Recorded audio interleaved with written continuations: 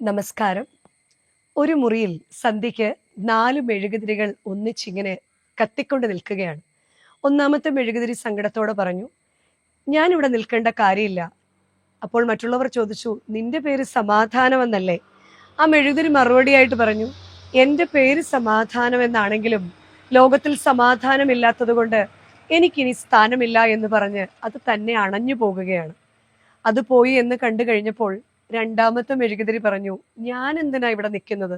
നിന്റെ പേര് വിശ്വാസം എന്നല്ലേ?" ആ മെഴുകുതിരി പറഞ്ഞു, "എൻ്റെ പേരൊക്കെ വിശ്വാസം എന്നാ. ആർക്കാണ് ഇവിടെ വിശ്വാസമുള്ളത്?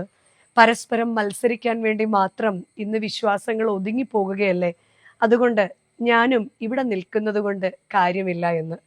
ഇത് കേട്ട് സങ്കടത്തോടെ മൂന്നാമത്തെ മെഴുകുതിരി പറഞ്ഞു, "അങ്ങനെയെങ്കിൽ ഞാനും ഇവിടെ നിൽക്കുന്നില്ല. സമാധാനവും വിശ്വാസവും ഒക്കെ നഷ്ടപ്പെടുത്തടുത്ത് സ്നേഹം എന്ന ഞാൻ എന്തിനാണ്? ആർക്കും പരസ്പരം സ്നേഹമില്ല. മാതാപിതാക്കൾക്ക് മക്കളോടും മക്കൾക്ക് മാതാപിതാക്കളോടും പരസ്പരം ദമ്പതികൾക്കും ഒക്കെയുള്ള സ്നേഹം വിശ്വാസമില്ലാത്ത സ്നേഹമായി ഇന്ന് മാറിയിരിക്കുന്നത് കൊണ്ട് എനിക്കും ഇനി ഇവിടെ സ്ഥാനമില്ല." ആ മെഴുകുതിരിയും തന്നെ അണഞ്ഞു പോവുകയാണ്.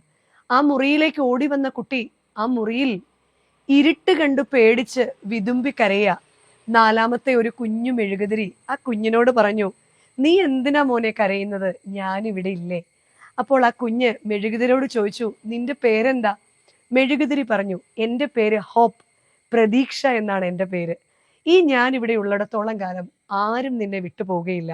ജീവിതത്തിൽ സമാധാനം നഷ്ടപ്പെട്ടാലും വിശ്വാസം നഷ്ടപ്പെട്ടാലും സ്നേഹം നഷ്ടപ്പെട്ടാലും എന്ത് നഷ്ടപ്പെട്ടാലും പ്രത്യാശയും പ്രതീക്ഷയും നിന്നെ വിട്ടു പോകാതിരിക്കാമെങ്കിൽ എനിക്ക് നിന്നെ സഹായിക്കാൻ സാധിക്കും." കുഞ്ഞു ചോദിച്ചു, "എങ്ങനെ?" ആദ്യം തന്നെ ഈ പ്രതീക്ഷ ചെന്ന് സമാധാനത്തെ കത്തിച്ചു, 2 വിശ്വാസത്തെ കത്തിച്ചു, 3 സ്നേഹത്തെ കത്തിച്ചു. ഈ 3 പേരെയും തെളിയിക്കുവാൻ, വീണ്ടും ശക്തി കൊടുക്കുവാൻ പ്രത്യാശയ്ക്കും പ്രതീക്ഷയ്ക്കും സാധിച്ചു. പ്രിയമുള്ളവരെ, പലപ്പോഴും നമ്മുടെ ജീവിതത്തിൽ സമാധാനം നഷ്ടപ്പെടും. സമാധാനത്തോടൊപ്പം തന്നെ ആ വിശ്വാസം നമ്മളുടെ ഉള്ളിൽ നിന്ന് നഷ്ടപ്പെടും. വിശ്വാസം നഷ്ടപ്പെടുമ്പോൾ നമ്മുടെ ഉള്ളിൽ പലപ്പോഴും സ്നേഹവും നഷ്ടപ്പെടും. പക്ഷേ ഒരിത്തിരി വെട്ടമായെങ്കിലും പ്രതീക്ഷ നമ്മുടെ ഉള്ളിൽ നഷ്ടപ്പെടാതിരിക്കണം. അങ്ങനെയെങ്കിൽ കാലക്രമേണ പതുക്കെ ആ വലിയ വീഴ്ചയ്ക്കും വേദനയ്ക്കും ശേഷം അതിനെയെല്ലാം വീണ്ടും കത്തിക്കുവാൻ ഈ പ്രത്യാശയ്ക്ക് പ്രതീക്ഷയ്ക്ക് സാധിക്കും. അതുകൊണ്ട് പ്രതീക്ഷയും പ്രത്യാശയും ഉള്ളവരായി ജീവിക്കാൻ ദൈവം നമ്മളെ എല്ലാവരെയും സഹായിക്കട്ടെ. നന്ദി.